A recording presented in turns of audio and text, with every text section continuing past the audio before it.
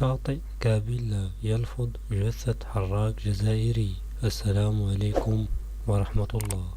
أفادت مصادر إكسبريس أنه تم اليوم السبت انتشار جثة مهاجر سري يحمل الجنسية الجزائرية كانت تطفو فوق مياه شاطئ كابيلا بضواحي مدينة المضيق. وأوضحت المصادر ذاتها أن الأمر يتعلق بمواطن جزائري يبلغ من العمر حوالي 49 سنة، كان يرغب بالهجرة السرية سباحة إلى مدينة سبتة المحتلة عبر الشاطئ القريب من مدينة الفنيدق، غير أن محاولته انتهت بالوفاة.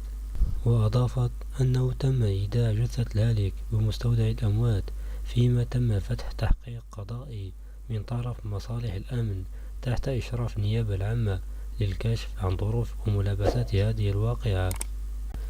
إلى هنا أدعوكم إلى الاشتراك بالقناة وتفعيل زر الجرس ليصلكم كل جديد.